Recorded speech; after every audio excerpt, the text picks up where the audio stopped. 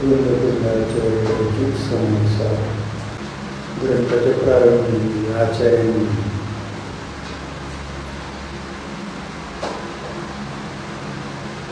सिद्धांना नमस्कार केलेला आहे.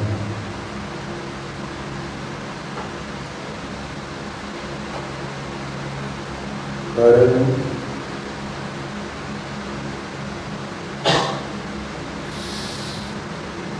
जे सिद्ध अवस्थेला प्राप्त जीव आहे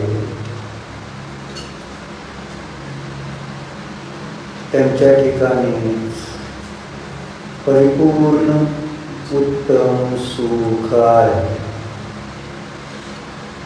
सुदीर्घ सुख आहे, कधीही नष्ट न होणार सुख सिद्धांनाच आहे. इकडं बस ऐकलं, इकडं बस. बरं तिथं अडचण, इकडं कोणी येत नाही.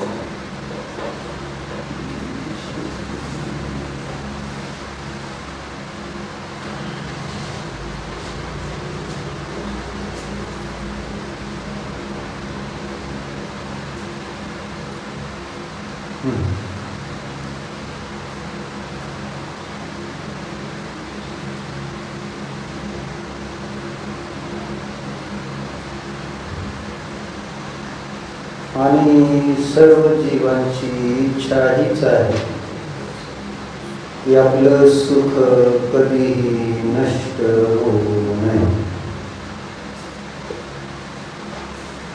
मग हे गणित सरळ आहे. आम्हाला सुख नष्ट होऊ नये असं वाटतंय तर आम्हाला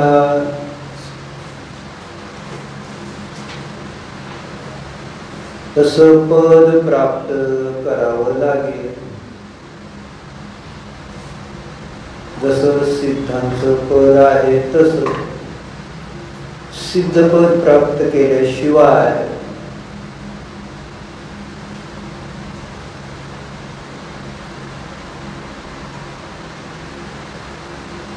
नष्ट न होणाऱ्या सुखाची प्राप्ती होणार नाही. एक मात्र कारण तेच आहे.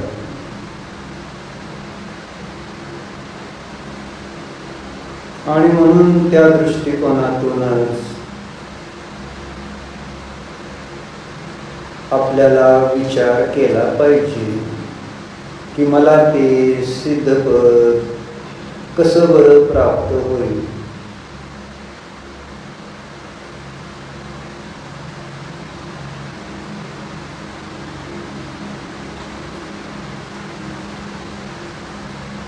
पण हा विचार येतो का? काय तो म्हणतात, हा विचार येतो का? हा कधी येतो?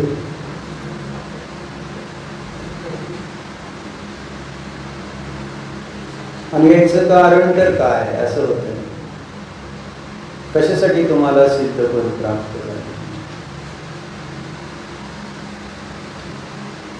कारणाचा अभाव असताना कार्याचा अभाव आहे. माझ्याजवळ असं काही ठोस कारण नाही की ज्यासाठी मला सिद्ध हे कार्य प्रगट करायचं. जसं मला असा कोणता असाध्य रोग असेल तर मी त्या रोगाला दूर करण्यासाठी डॉक्टरकडे जाईल, प्रयत्न करेन, निरोगी होण्याचा प्रयत्न करेन, है ना. माझ्याजवळ बिलकुल धन नाही की ज्याच्या मुळे व्यवहारामध्ये मला जे काही माझ्या दैनिक गरजा आहेत त्या पूर्ण होतील. मग तेव्हा मी त्या धनासाठी प्रयत्न करणार. कारण असलं तर कारण लागतं ना कार्यासाठी. कारणाशिवाय कार्याच्या सिद्धीसाठी प्रवृत्ती दिसून येत नाही. मग तुमच्याकडे कोणतं कारण आहे की जेणेकरून तुम्हाला सिद्ध व्हायचंय? नाही ना, ते काहीच कारण नाही. सगळं सहितच सिद्ध आहे. आम्ही सगळ्याची सिद्धी इथंच झाली असं वाटतं. त्यामुळं मला ते सिद्धपद प्राप्त करायची आठवण सुद्धा राहत नाही. रोज आठवण करून द्यावं लागते सुरेंद्र काका, बरोबर आहे. आठवण राहते दुकानात गेल्यावर कोणतं पद प्राप्त करायचं याची आठवण असते का? असते. का बरं असते? का असते? असते. असं श्रद्धा जर दृढ असेल तर मग त्यानुसार ज्ञान, श्रद्धा, आचरण, वचन, मन, कायची, तन, धन, मनाची प्रवृत्ती होणार. तन, धन, मन सगळं कशासाठी? मन, वचन, काय कशासाठी? आणि तिसरं काय सांगितलं? तिसरं काय सांगितलं? आपली गोष्ट विसरला म्हणून म्हणलं. श्रद्धा, ज्ञान आणि चारित्र्य नव्हतं सांगितलं. असं हे माझं ज्ञान, माझं श्रद्धा, माझं चारित्र्य त्याच कारणासाठी, त्याच कार्यासाठी असणार आहे.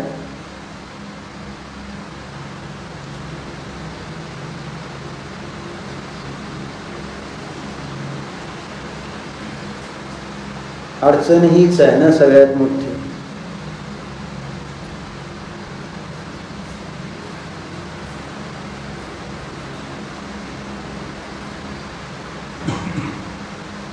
कारण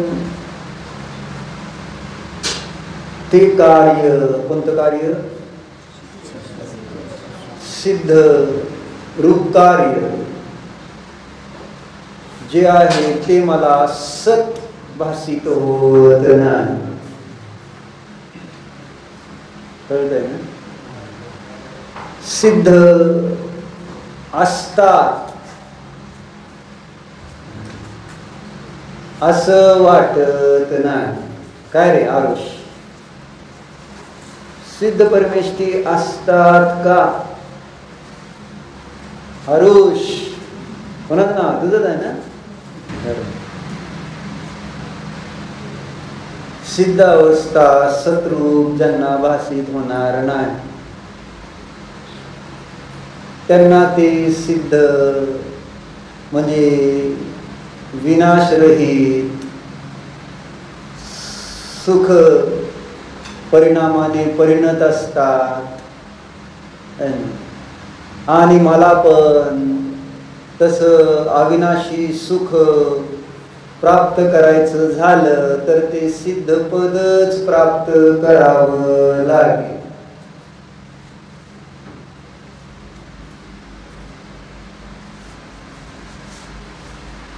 म्हणून त्याच्या बेसमध्ये सिद्ध सत आहेत हे स्वीकारावं लागेल. धर्म सत आहे हे स्वीकारावं लागेल. त्याचं श्रद्धान बसावं लागेल ना की हे सत्य आहे. धर्म सत्य आहे, खरा आहे, त्याची सत्ता आहे, त्याचंच अस्तित्व आहे.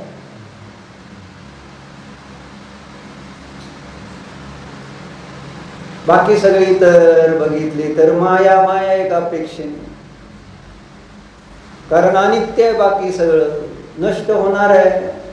संसारातली कोणती गोष्ट कायमची नसते, कायमची नाही. त्या अपेक्षेने त्याला माया म्हटलं जातं. जी कायम राहत नाही ती. जी गोष्ट खरी नाही म्हणजेच खोटी आहे तर त्या खोट्या गोष्टीसाठी आमचा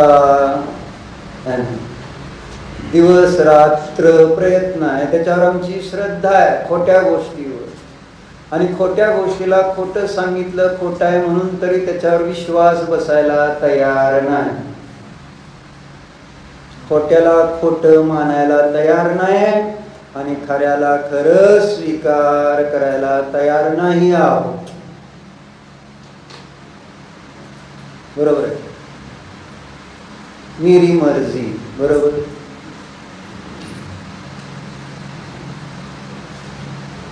माझ्या मर्जीनं होणार असंच आहे. मोठे झाला तुम्ही त्याच्यामुळं सगळी तुमची मर्जी आहे का नाही. पूजेला आला होता म्हणून म्हणलं तुझी मर्जी ना. तुझा पाहिलं कुठं होता. त्याच्याकडेच होता ना.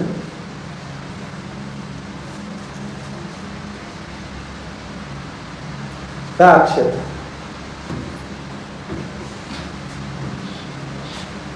म्हणून पुष्पदंत भगवंतांची स्तुती करताना असं का होतं असं का होते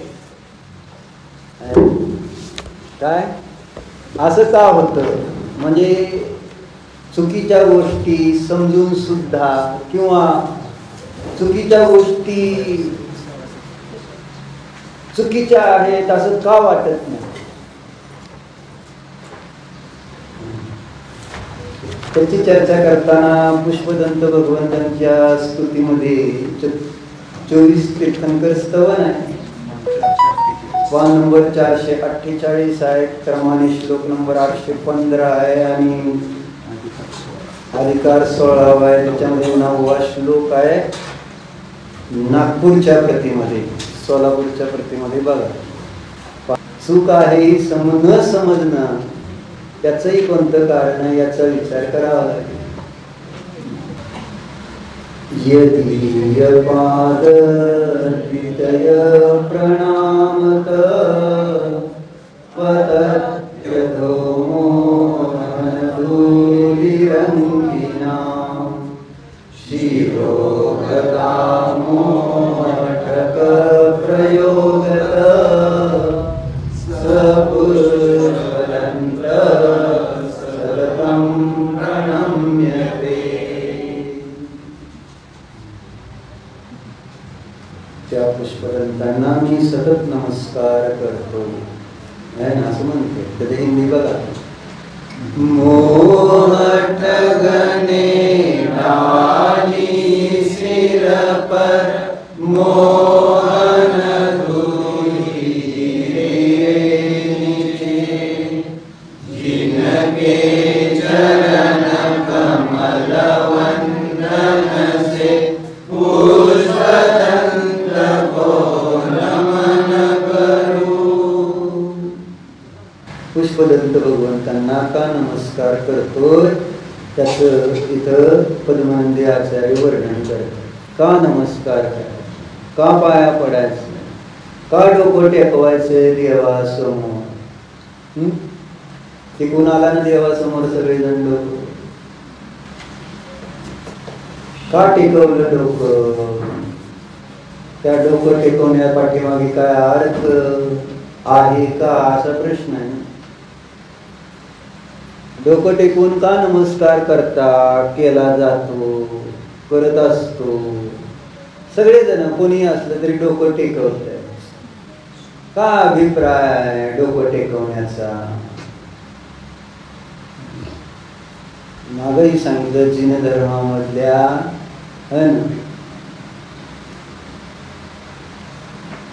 क्रिया सुद्धा वैज्ञानिक आहे.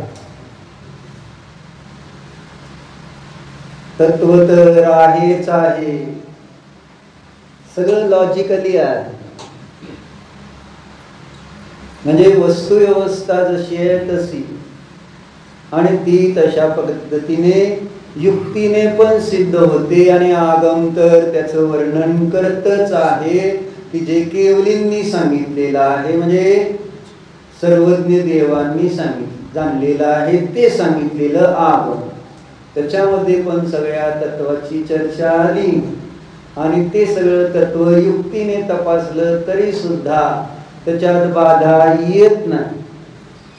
असं सगळं तत्व आहे.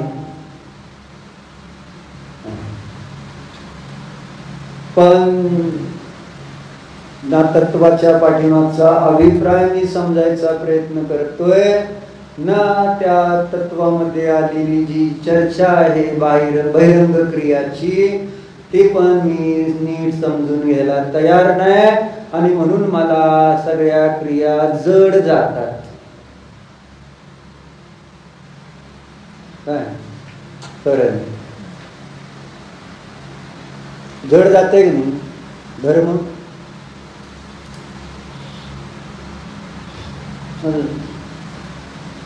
जड होतो का नाही? आणि धर्म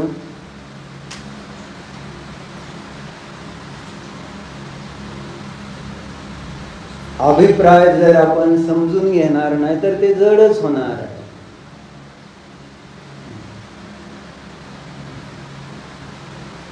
बरोबर आहे. स्वयंपाक करणं जड आहे निर्जरा का दुकानात बसणं जड आहे? दोन्हीकडे मेहनत आहे. कोणतं बरोबर आहे तुझ्यासाठी? तुझ्यासाठी माझा प्रश्न आहे, मुलींसाठी प्रश्न, बायकांसाठी प्रश्न. असं समज, स्वयंपाक करणं जड का दुकानात बसणं जड? सांग. स्वयंपाक करणं जड आहे म्हणते, सोपं नाही म्हणत.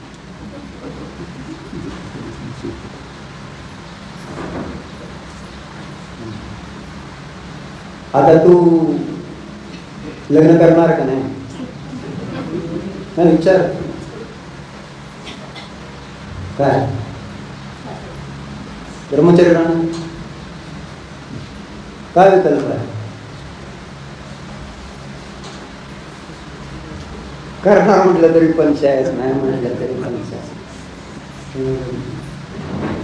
बरं समज ना, काहीतरी समजूया ना थोडं.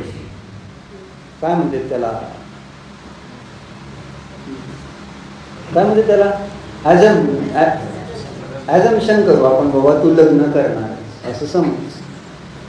लग्न करण्यानंतर जेवणार आहे का नाही? हॉटेलात जेवायचं आहे का घरी जेवायचं? या प्रश्न.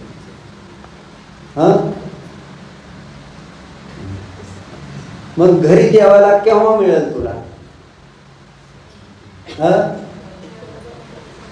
जेवायला बनवायला केव्हा येईल?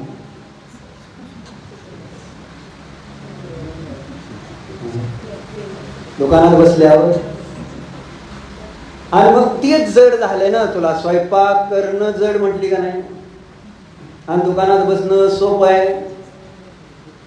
म्हणजे आपलं भविष्य काय? काय भविष्य काय? मग एकतर हॉटेलात जाऊन जेवावं लागेल, बरोबर. दुकानात बसल्यावर, दुकान म्हणजेच नोकरी कर. काय त्यातनं काय होणार? काय कंटाळले सगळे. जेव्हा बाहेरचं जेवण खाऊन पण सुद्धा कंटाळ, शेवटी घरचंच बरं वाटतं. बरोबर आहे ना? मग जर मला ते स्वयंपाक पाणी बनवायची कलाच येत नाही, काय करणार सांग? त्या बाईला पुरणपोळी येतच नव्हती, आपल्याला महाराजांनी सांगितलं. त्यांनी सगळे प्रयत्न केले, अगदी केस काढून पांढरी साडी घालल्यापर्यंत प्रयत्न केले पुरणपोळी करण्यासाठी. माहिती आहे तुला? माहिती आहे का? तुझ्यासारखीच एक शिकलेली,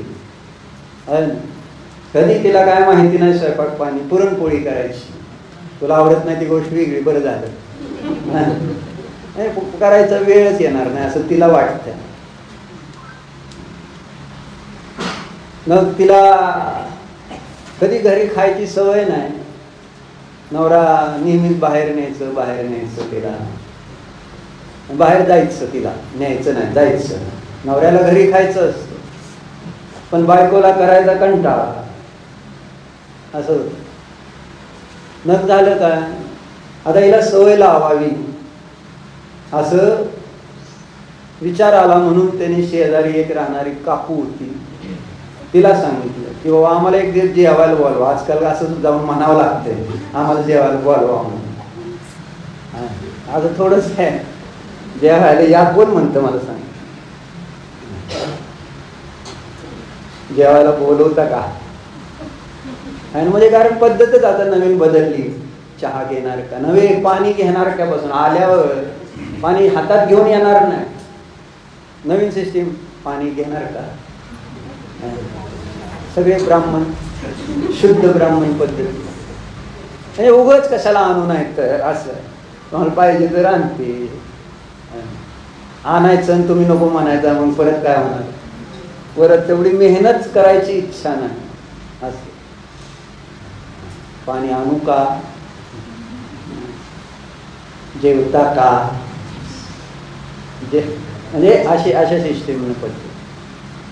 मग ती बोलवते, म्हटले आमच्या जरा बायकोला शिकवायचं जरा घरचं, म्हटले पुरणपोळ्या वगैरे जरा काहीतरी करा.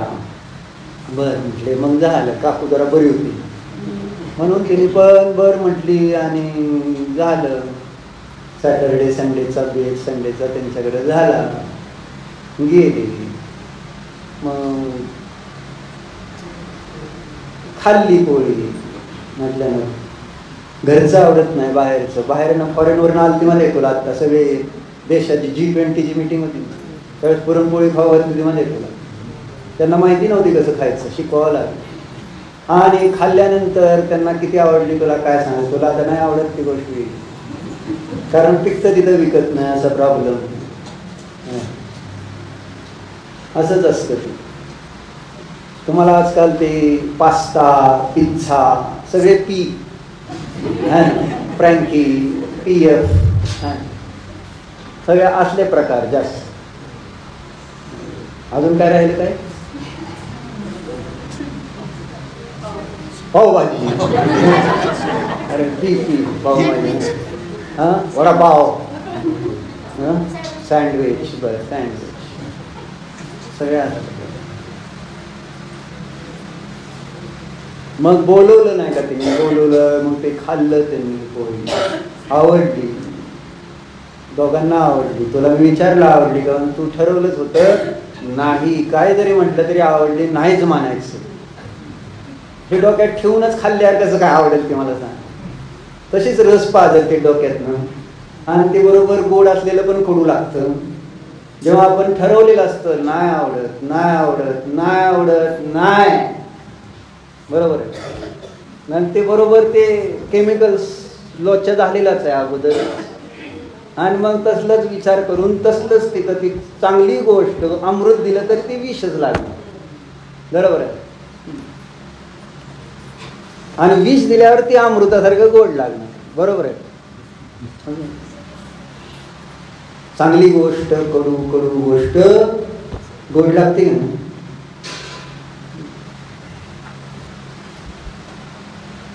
मग झालं काय, गोड चांगली नव्हती ना पोळी, बळणच घोड्यावर बसवावं लागतं, काय करू शकत नाही. अशी अवस्था झाली धर्माची.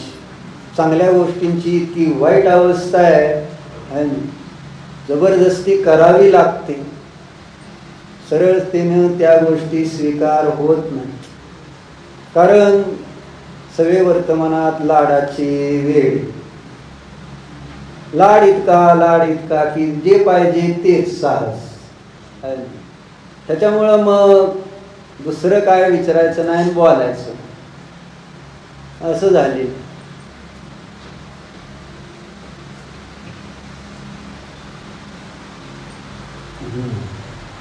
मग झालं काय, निर्जरा तिला आवडली गोष्टीतल्या त्या सुनते नवरा बायको होते ना, त्या बायकोला, नवऱ्याला तर माहिती होतं पण बायकोला आवडली, बायकोने कधी खाल्लेली.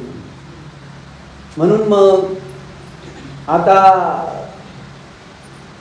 आवडल्यावर रेसिपी, मग रेसिपी विचारण्यापेक्षा अगोदर ईर्ष्या मत्सर निर्माण करावा लागतो बायकांमध्ये, लवकर तयार होतो. कुठनं मागवली तिला वाटलं बाहेरनं, ती घरीच केली म्हणून सांगितलं.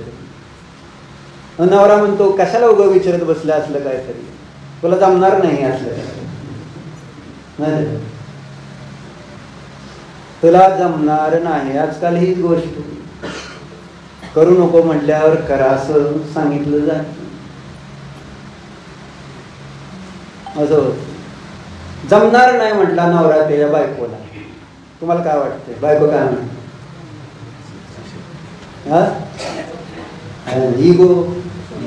ईगो हर्ट झाला ना, ईगो हर्ट झाला. कुछ भी करने का लेकिन ईगो नाही हर्ट करायचं, अडचण ही झालं ना. मग ईगो हर्ट झाला, चिडवलं नवऱ्याने 2-4. चिडवतो का नाही सारखं तुला? संयम चिडवतोय मग ईगो हर्ट होतोय ना, बाकी काय नाही. मग राग येतोय असं. मग करून दाखवते म्हटली ती, करून दाखवते. तुम्हाला काय वाटतं जमल का नाही आर्किटेक्टला पोळी करायला? ती पण तुम्ही अशीच सजवायचं काहीतरी बिल्डिंग सारखीच एखादी पोळी. काय घ्यायचं, कसं घ्यायचं, कसं करायचं काहीच माहिती नाही घेतली, माहिती नाही घेतली. फक्त मला जमतंय. त्याला काय झालं?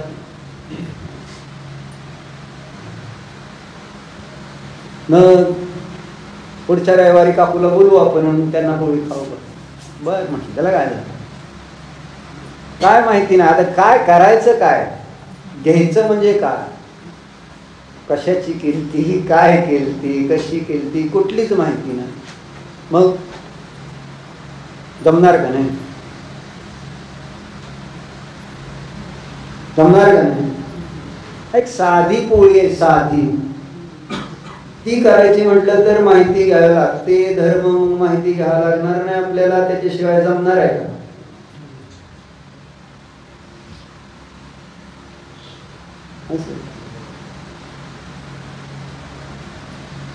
माहितीशिवाय धर्म चाललाय, माहितीशिवायच चाललाय. कोण माहिती करून घेतं धर्माची सांगा? कोणाला माहिती करून घ्यायची धर्माची सांगा? कोणाला प्रयोजन आहे धर्माची माहिती करून घ्यायची? ठीक आहे, ऐकायचंय. ऐकणं म्हणजे काही माहिती नव्हे, त्याचं ज्ञान नव्हे. ऐकायचंय, ठीक आहे. म्हणजे ते थोडं डोक्यात ठेवायचंय आणि आपल्याला त्याचा उपयोग करायचा. अशा पद्धतीने ऐकायचा असतो धर्म किंवा दर्शन करायचं असतं. प्रयोजन नाही समजत म्हणून म्हटलं काय करतोय आपण, आणि प्रयोजनाच्या अभावामध्ये मग आपल्याला ते धर्म करण्याचे भाव का होणार म्हणून म्हटलं.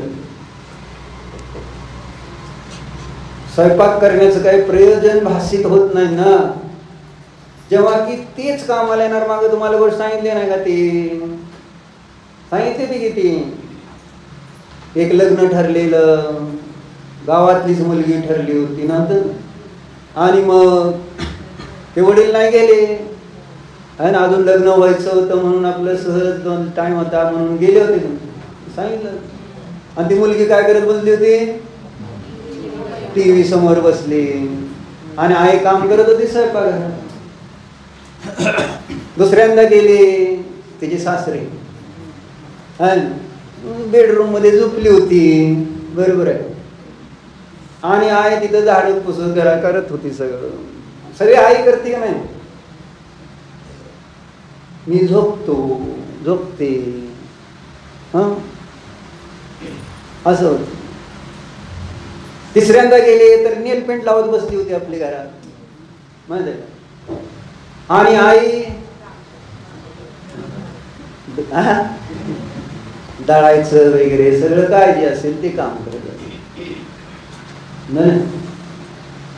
मग त्यांनी लेटर लिहिलं, त्यावेळेस लेटरची बदली, आम्हाला तुमची मुलगी करायची. सगळ्या त्यांना धक्का बसला. काय बरं?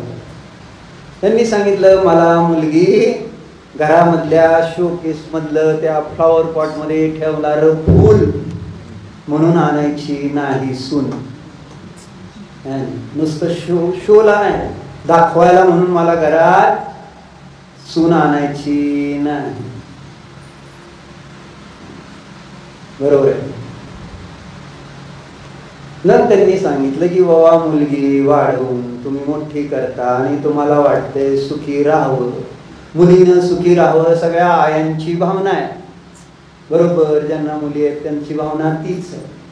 मुलगी सुखी राहा. मग सुखी कशी राहणार? Yes face hero zero outstanding mind blowing and performances. तिला मुलगी आहे म्हणून सांग. तुम्हाला पण आहे तिच्याकडे काय बघून आहे ना. काय सांगितलं एक जणांनी, एकाची मुलगी फिजिओथेरपिस्ट होती तर ती म्हणले काहीतरी योगासनाची क्लास शिकते म्हणले. कोण सांगितलं कुठं तरी काहीतरी झालं असं आहे ना. फिजिओथेरपिस्ट लोकांचे अंगपाय हातपाय दाबायचे. बरोबर, आउटस्टँडिंग.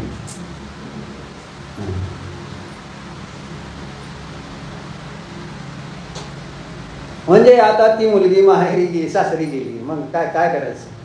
फिजिओथेरपी करायची का स्वयंपाक करायचा?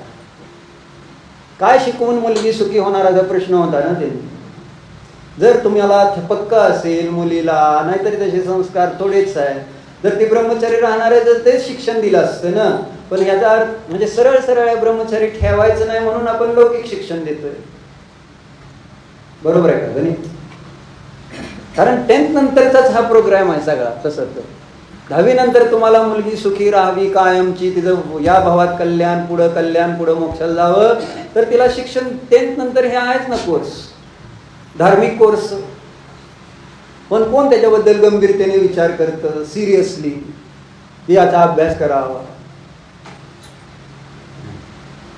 आम्हांकडे गेले तर आम्हा हे सांगते. परवा ते गेले ते मरवडेकर आहे ना, जितेश भाई ते गेलती. मग आम्हा ते मुलं पण गेलती त्यांची.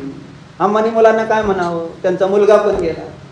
मग तो बाहेर शिकायला जाणार आहे म्हणून कौतुकाने सांगतेच बायका आहे ना. त्यांना माहित नाही आम्हाला काय सांगावं काय नाही. बायकांना अजून कळलेलं नाही आम्हाला काय सांगावं. मग आम्हा काय म्हणावं, इथंच राहून ही शिक धर्माचं शिक म्हटले त्याला सुद्धा, त्यांच्या मुलीला पण हे शिका असं सांगितलं. किती गंभीरतेने घेतलं असेल तुम्हाला म्हणायचं. आणि घेतलं जातं आणि घ्यायला पाहिजे. तृप्तीदायक काय? तुमची मुलगी आहे ना, तुम्हाला मुलगी अम्मांकडे असते काय?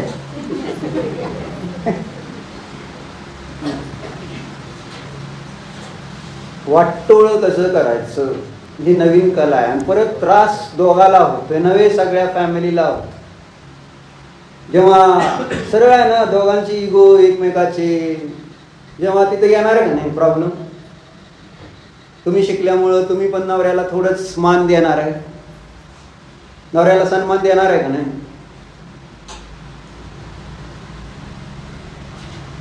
कालच सांगत होता ध्रुव संयमला आहे ना, आम्ही येतो तुम्ही मागे सामाय करत होतो पण कान उघडे होते. त्यांची चर्चा. ध्रुव म्हटला काल उशीर झाला म्हटला जेवायला जायला, तिथे शिबिर चालू आहे ना, 1-1:30 वाजले म्हटले. मग बरोबर आहे ना, 1-1:30 वाजले आणि मग बसलो जेवायला. तेवढ्यात एक काका काकी आले म्हटले. काका काकी झाले ना, काका काकी आले जेवायला बसले. मग विषय काय आता, ही तरुण पोरं आता लव तेच आहे का नाही माहित नाही मला, पण लव्ह मॅरेज, तुमचं लव्ह मॅरेज आहे काय असं त्यांनी विचारलं. कशावरनं प्रश्न विचारला ते पण अनुमान युक्ती हे तू त्याच्यात त्यांनी बघितली. म्हटलं कशावरनं तुला कळलं की आमचं लव्ह मॅरेज आहे? नाही तुमची बायको अरे तुरे म्हणून हाक मारते तुम्हाला. त्याच्यावरनं म्हटले हे लव्ह मॅरेज असं ते म्हणलं होतं. असं बरोबर आहे. मग चांगलं असतं का लव्ह मॅरेज असं त्याने आपलं विचारलं. असं काय नाही म्हटले, सगळं लव बिव सगळं आटून जातं म्हटले नंतर. असं काका म्हटले, काकी नव्हे, आटून जातं म्हटलं. अशी चर्चा आपलं ते सांगत होतं संयमला. संयम तुझं काय आहे काय तसं विचारलं, तुला सांगत होता म्हणून. काय सांगायचं, मुलगी तिथं, तिला जमणार नाही, मग गोंधळ, जमणार नाही जर स्वयंपाक पाणी कमी जास्त करणार, कच्चं पक्क करणार. चांगल्या बायकाचं सुद्धा कच्चं पक्क व्हायला लागलं आजकाल मोबाईलच्या नादात, आहे ना. दूध जळतं, भांडं जळतं, काय कशाचं काय कुठं मेळ नसतो, आहे ना. म्हणजे चांगल्या ज्यांना येतो त्यांचं, ज्यांना येत त्यांचं काय अवस्था, अडचणी. मग नंतर पश्चाताप करत बसत, समजा डिवोर्स परत त्याच्या निमित्तात झाला. आणि आजकाल वडील हे ते सगळे असे, होऊ द्या, आम्ही काय खंबीर आहे, बरोबर आहे. काय प्रॉब्लेम मला कळलं नाही नवीन, की बाबा आयुष्य तुम्ही मारणार असता, आई वडिलांना हे का लक्षात येत नाही की तुम्ही जाणार आहे, त्याच्यानंतर तुम्हाला जर मुलगा असला, म्हणजे तिला भाऊ असला, तर भाऊ आणि भाऊची भाऊजई टिकू देईल का? म्हणजे म्हणून आम्ही शिकतोय, आहे ना. म्हणजे परत आम्हाला काय प्रॉब्लेम नको, हे तुमची तयारी अगोदर करून ठेवायची. सुख कशात आहे, संसार करायचा आहे तर संसार म्हणजे सुख, संसाराचा आणि सुखाचा तर कुठेतरी संबंध लावा राव. म्हणजे व्यवहार सुद्धा तुम्हाला जर कळायचं, म्हणजे कसा संसार सुखी करायचा एवढी सुद्धा जर अक्कल नसेल तर मग फार कठीण गोष्ट. हे संसारातलं सुख कसं मिळवायचं ही सुद्धा शिकवा लागायला लागल्या आजकाल. पण ती सुद्धा मान्य नाही आता, की संसारात सुखी कसे राहणार आपण, है ना. म्हणून ती एक घटना दाखवली, तिथं काहीतरी लोक टाकत असते सारखे. मग ती घटना सांगितली की एका घरामध्ये एक नवरा असंच निघाला ऑफिसला, ते जेवायला दे म्हणत असेल. मग बायको म्हटले जरा थांबा की राव. मग सकाळपासून उठले, कामं करते, भांडण लागली दोघात नवरा बायको सकाळ सकाळ. तिथं सासरे बसलेले, आणि तेवढ्यात तिची आता मुलाची आई आली, आणि लगेच मग मुलाची बाजू घेऊन. आता बघा ती तर बरोबर आहे का गिरीश, आहे मुला नवरा भले बायकोची बाजू घेईल, पण आई मात्र मुलाचीच बाजू घेणार, बरोबर. कसं का असं ना मुलगा. आता नवरा आता ते येतात. मग ती बायको सांगत होती, मग ती सासूमध्ये बोलायला लागल्यावर मग ती बायको म्हटली त्या सासूबाईला म्हटली अब मत चालू हो जाना, आहे ना, आत्ता लगे सुरू होऊ नका, जाऊ दे त्यांना, मग बघू. मग ही सगळी भांडणं, तिचा गोंधळ झाला. तेवढ्या तिथं सासरे बसले होते. म्हटले जरा शांतता राखा. म्हटले अजिबात भांडण नाही, गोंधळ करायचा ना, काय नाही. संध्याकाळी 5 वाजता आपली इथं मीटिंग होईल. मीटिंग 5 वाजता मीटिंग होईल म्हटल्यानंतर ठीक आहे, सगळ्या जणी यायचं 5 वाजता. मग आले संध्याकाळी 5 वाजता, सगळे भेटले, जमले, डायनिंग टेबलवर बसले, आहे ना. त्याची 2 मुलं, नवरा बायको, सासू सासरे 6 जण बसले. मग एक मध्ये बाउल ठेवला होता, त्याच्यात काही चिठ्ठ्या टाकलेल्या होत्या. म्हटले आपण एक गेम खेळू. मग गेम खेळू म्हटल्यानंतर शास्त्र बरं वाटतं की बरं वाटतं, हेच मला सांगायचंय. शास्त्र बरं वाटणार नाही, आहे ना. स्वयंपाक बरा वाटत नाही, दुकानदारी बरी वाटते मुलींना, बरोबर. तूच म्हणली आत्ता, हो की. मग ते आता आहे बरोबर, मला वाटतंय मी तसंच करणार, बरोबर. अरे तशीच भांडण माझ्या आता तिच्या आहे दादाबाईंना मी परवाच खवळलोय संयमला, आहे ना. गावाला गेले तू उगाच परत अडचण नको. तर झालं काय, मग कुठपर्यंत आलतो आणू पाहुणे, गेम खेळायची का. म्हणजे हे बघा आता तर 3 दोन्ही 6, 6 2 8, आणि जर त्यांची व्यतिरिक्त 6 8 आणि 7 14, 14 जण धरा तुम्ही, 14 आणू पाहुणे. 4-5 वर्षात 14 जण, आता 5चे 14 जादू. मग आता 5च आहे ना, हां बरोबर आहे. 5 9 14 बरोबर. तर मग काय झालं, गेम काय आता, गेम सांगा आम्हाला, बायकांना महत्वाची गेमच. गेम काय आता बसलो म्हटलं यात मी प्रत्येकाच्या आपल्या इथं घरात बसलेल्या सगळ्याच्या नावाच्या चिठ्ठ्या टाकलेल्या आहेत म्हटलं. आता गेम काय होती, आपल्या नावाची चिठ्ठी काढायची त्याच्यात, हा, सगळ्यांनी आपापल्या नावाची. मग झाली गेम सुरू, प्रत्येक जण काढतंय, नाव बघतंय तर दुसऱ्याच बहुतेक येत नसतं, आहे ना. मग प्रत्येक जण बघायचं, टाकून परत त्याच्यात द्यायचं, परत दुसरी काढायचं, नाव दुसऱ्याच. मग आणि आता ती मिक्स काय परत परत ती काय, ती थोडक्यात आपली चिठ्ठी येईल असं नाही, सगळे 6 जण आपदून राहिले, पण कुणाला पण काय झालं, आणि आपल्या नावाची काय चिठ्ठी निघाय ना. मग म्हटलं हे असलं नको गेम, बोर आहे ना, असं शक्य नाही. म्हटलं असं कधी नावाची आपल्या चिठ्ठी निघत असते, कुणालाच निघत, बरोबर. मग बरं ठीक आहे म्हटले, असू द्या, आपण जरा रूल चेंज करू म्हटले थोडस. म्हणजे आता असं करू, काय करायचं, एकमेकाला मदत करायची. त्या खेळला काय तुम्ही, वाचले का, बघितलंय का, ते दोघांनी बघितलं का, म्हणून खेळला का असं विचारलं मी पण. आणि मग एकमेकाला मदत करू म्हटले आपण, है ना. कुणाची चिठ्ठी निघली तर त्याने दुसऱ्याला ती. मग परत त्यांनी सगळ्यांनी काढल्या, सगळ्यांना एकमेकाच्याच चिठ्ठ्या आल्या, आणि सगळ्यांनी मग काय केल्या, ज्याच्या नावाची ज्याच्याकडे चिठ्ठी आली त्यांनी त्याला दिली मदत.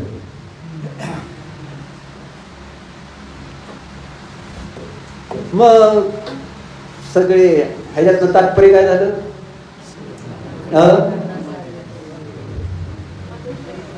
दुकानात मदत करतेच की आम्ही असं.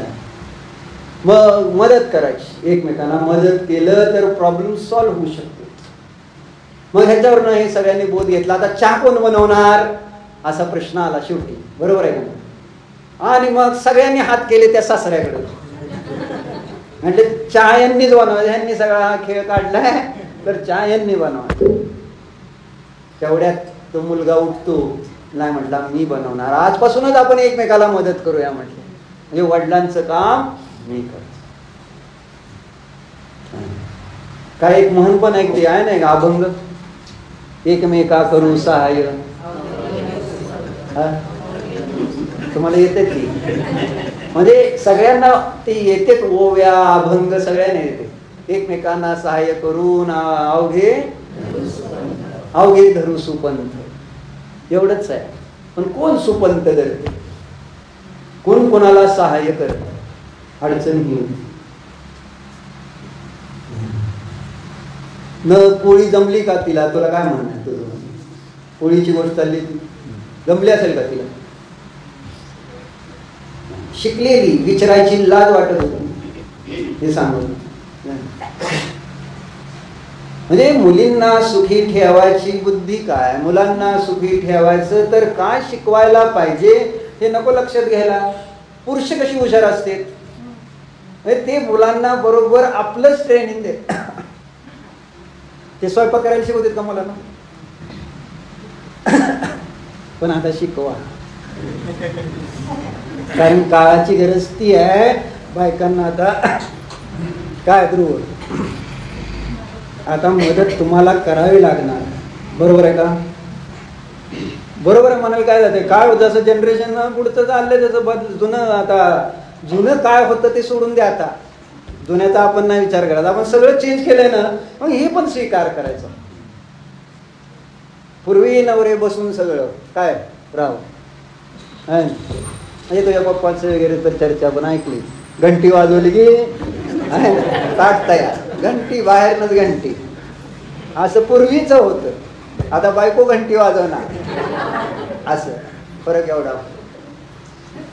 म्हणजे ती कामावर नाही येणार ना, बेल वाजवणार, बरोबर आहे. निर्जरा ऑफिसमधनं येऊन घंटी वाजवली की नवऱ्याने ताट तयार ठेवायचं, त्याला काय हरकत आहे, सगळे समान आहे, असं होतं.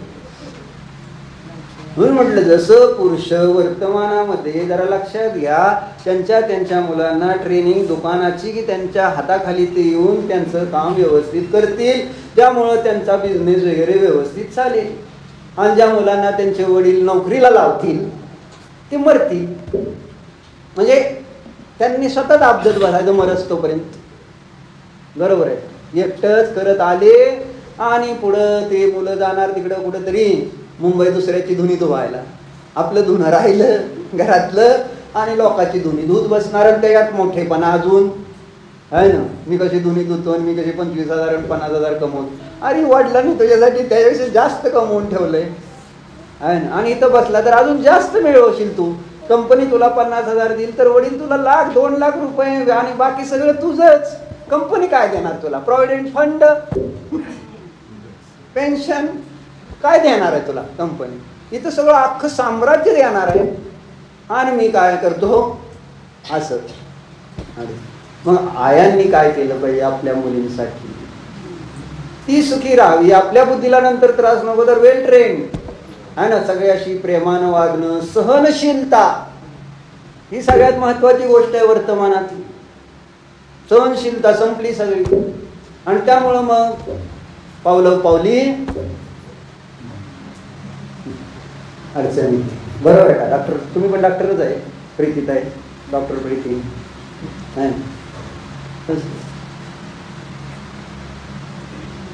म्हणजे कार्य करताना आपल्याला सुखी होण्याची कला, म्हणजे आपलं प्रयोजन आपल्याला डोक्यात असलं आहे की मी सुखी कसा राहील. तुम्ही व्यवहार करा नाहीतर निश्चय करा, तुम्ही तत्व शिका नाहीतर तत्वानुसार सांगितलेल्या क्रिया करा. सुखी कसं व्हायचं हे त्याच्यातला मूळ मंत्र पाहिजे. मला सुख कसं लागेल,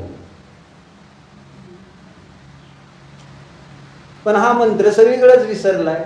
सगळीकडं व्यापारी पण तो मंत्र विसरले, आणि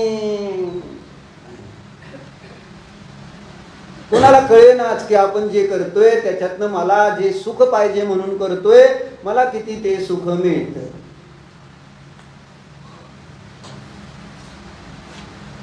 मला माझं कुठं कौटुंबिक लाईफ, फॅमिली लाईफ आहे का? सांगितलं नाही. थोड्या वेळ आपल्या फॅमिलीसाठी तर टाइम काढताय का नाही? निघतो का आपल्या फॅमिलीसाठी टाइम? बसून गप्पा मारलेत सगळेजण मिळून, असं होतंय. सकाळी 9ला ते रात्री 8ला, बरोबर. आणि उभारून बसा म्हटली मुलं तर बसत नाही, असं मला म्हटलं अनिश. पप्पाला आम्ही बसा म्हणून बसायला जागा एकच, माणसं 4 आहेत आता. आणि पप्पांचा मोह, मुलांना नको त्रास, बसू दे. त्यामुळं पप्पा काय बसायला तयार नाहीत. आम्ही म्हणत असतो पप्पाला बसा बसा, नाही सांगायचं काय. क्रिया करताना सुद्धा त्याच्या पाठीमागचं आपल्याला प्रयोजन म्हणून सांगत होतो की बाबा पाया पडताय तर पाया पडण्या पाठीमागचं प्रयोजन नको लक्षात घ्यायला. डोकं टेकवताय तर प्रयोजन नको लक्षात घ्यायला. काय प्रयोजन? आणि मग ती गोष्ट इथं सांगताना सांगितली, वाचतो आता बघा. संसारी प्राणियों के मस्तक में मोह रूपी ठग द्वारा स्थापित मोहन धूलि, जिनके चरण कमलों के प्रणाम मात्र से ही पल भर में नीचे गिर जाती है, उन श्री पुष्पदंत भगवान को हमारा सदैव नमस्कार. मस्तक झुकलेलं पाहिजे. कारण काय तर भावार्थामध्ये सांगितलं बघा, कोई ठग, पूर्वी काय असायचं है ना, ठग असायची. किसी मनुष्य पर मोहन धूली डाल दे, आणि मोहन धूली नावाचा एक प्रकार होता.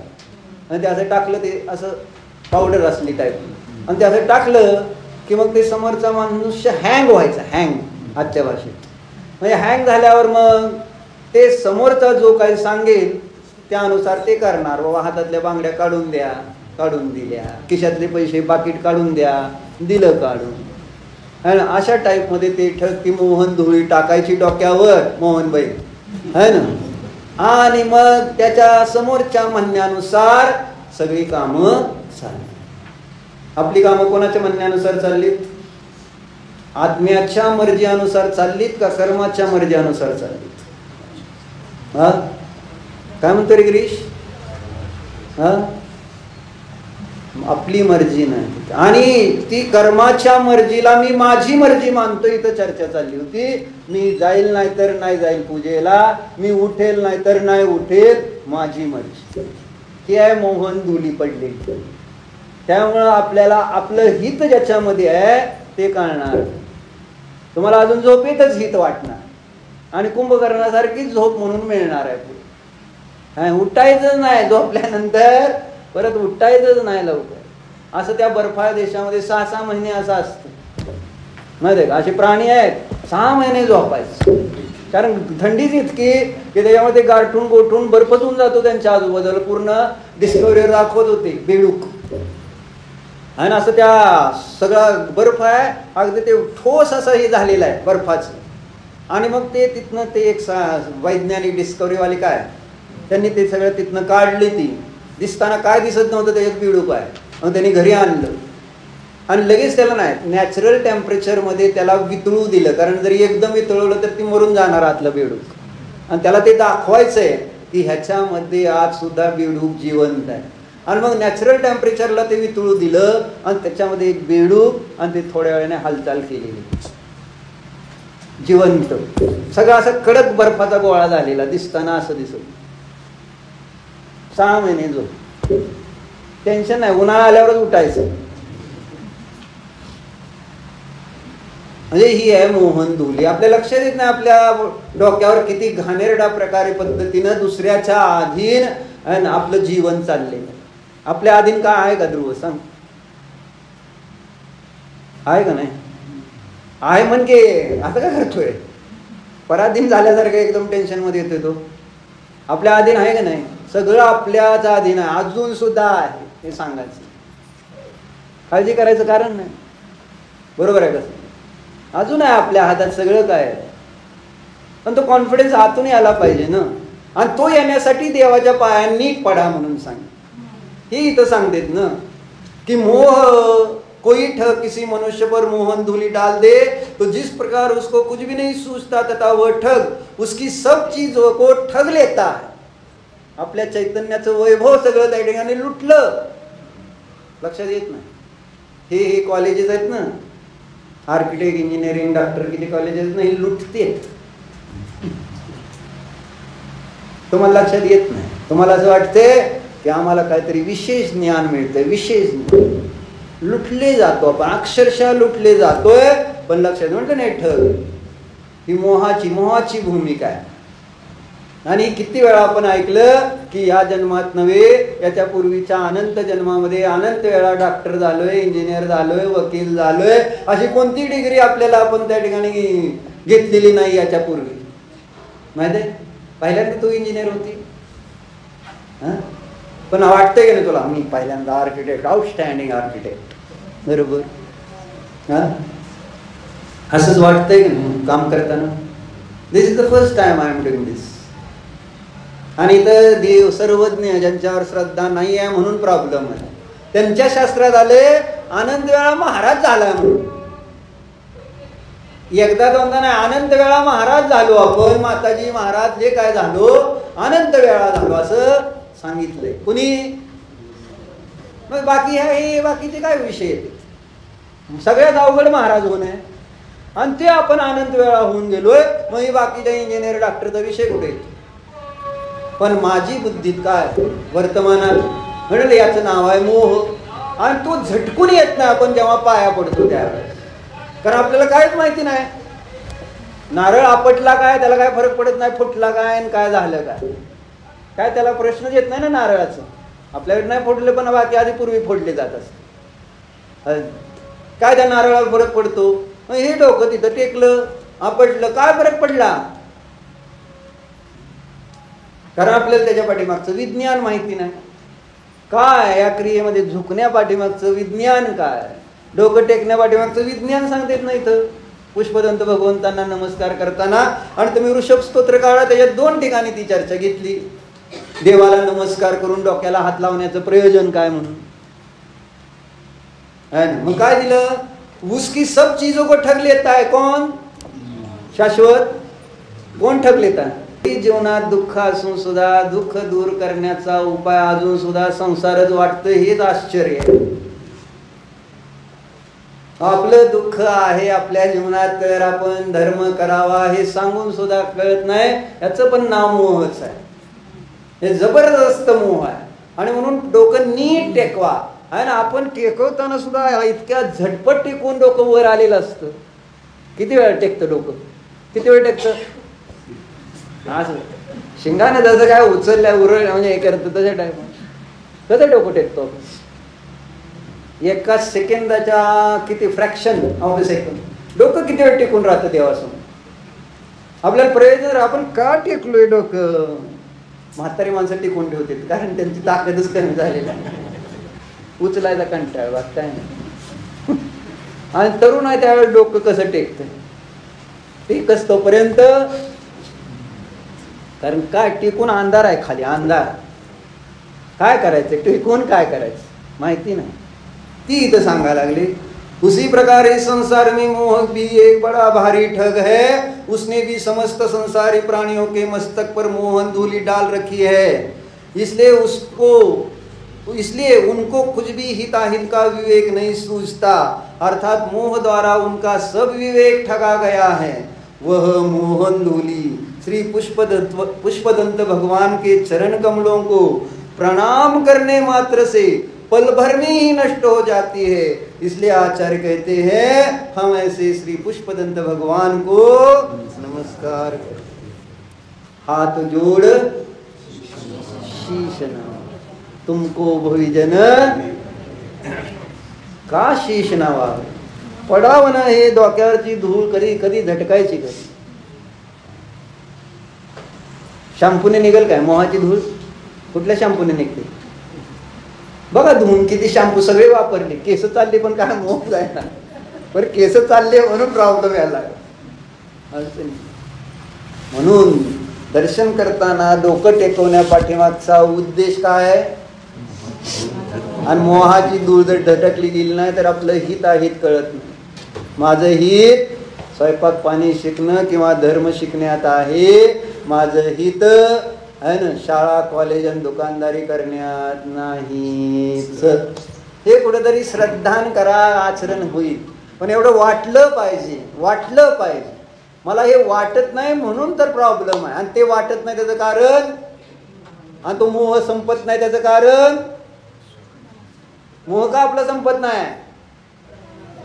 अरे मी नीट डोकं टेकवत नाही.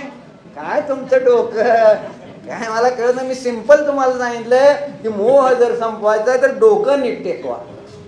श्रद्धेने टेकवा. श्रद्धा नाही तर त्या ठिकाणी ते डोकं टेकवलं न टेकवलं समान. ओम नमः.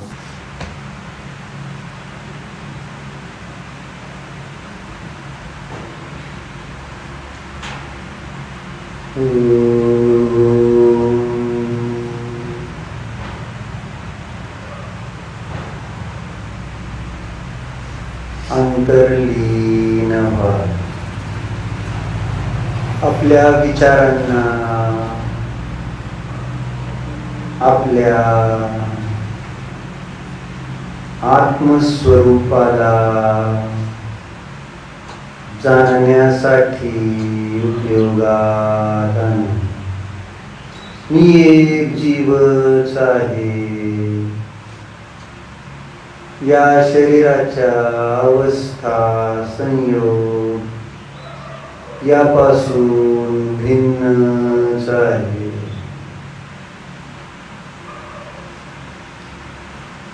शरीर संयोग हे माझे कोणीही नाही.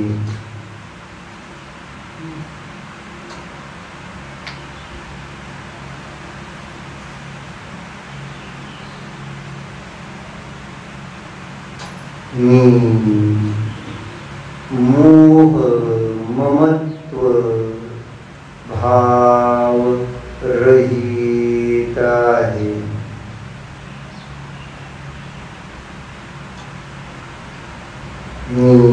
निर्मोहीच आहे.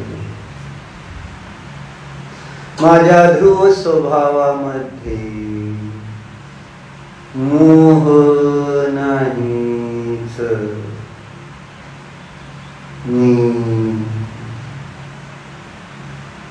सिद्ध स्वरूपी आहे.